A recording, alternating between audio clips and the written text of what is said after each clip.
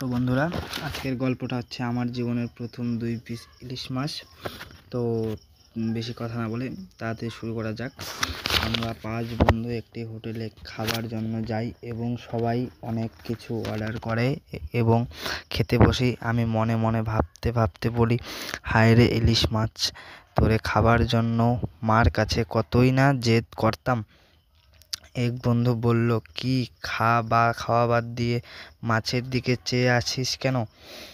আর আমি বললাম, ভাই, আমার জীবনে আমি একসাথে 2 পিস ইলিশ মাছ খেলাম আজকে। এক বন্ধু বলল, কয় পিস খেয়েছিস বললি? এক বন্ধু বলল, এবং আমার বাড়িতে অনেকগুলো ইলিশ মাছ রান্না হয় এবং আমার জন্য এক্সট্রাভাবে রেখে দেয়। অমিত বলল, এর জীবনে নাকি 2 পিস মাছ খেয়েছে।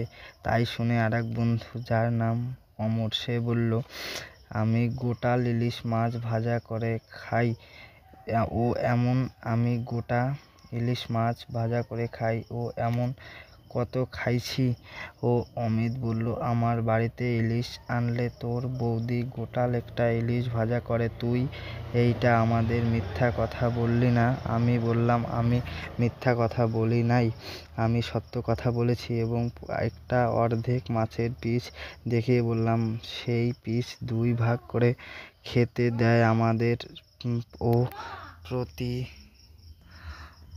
ও প্রতিবারই এমনই করতো। মা যতবার মাছ রান্না করেছে ততবারই আমাদের এইভাবে দিয়েছে, কিন্তু 1 পিস খেতে দেখি নাই। কিন্তু মাঝে মাঝে দিত, কারণ তখন মা বাবা খেত না, তাই তাদের ভাগটা আমাদের দিয়ে দিত। এবং আমার বন্ধুদের বললাম, এই প্রথম এতগুলো ইলিশ মাছ নিয়ে খেতে বসেছি, তাই তাদের জন্য তোরা যদি না নিয়ে আসতি তাহলে খেতে পারতাম না রে বন্ধু। ও অর্ধেক ইলিশ মাছের রেকর্ড নিয়ে সারা জীবন থাকতে হতো। ভাই, আমার মা যদি বেঁচে থাকতো, সে যদি খেতে দেখতো যে এতগুলো মাছ ভাজা নিয়ে খেতে বসেছি, সে খুব খুশি হতো। সে যদি দেখতো এইসব, তাহলে খুব শান্তিতে মরতে পারতো। এই কথা শুনে অমিত আমাকে আরও মাছের পিস দিতে লাগলো এবং তাকে বললাম, আর লাগবে না, পেট ভরে গেছে। তোমাদের যদি ভালো লাগে তাহলে ফলো করে দিও এবং সাবস্ক্রাইব করে দিও চ্যানেলটাকে এবং কমেন্টে বলো, এবং যারা মাকে ভালোবাসো তারা কমেন্টে অবশ্যই জানিয়ে যেও। তো আজকের গল্পটি কেমন লাগলো তোমরা বন্ধুরা আমাদের অবশ্যই বলো।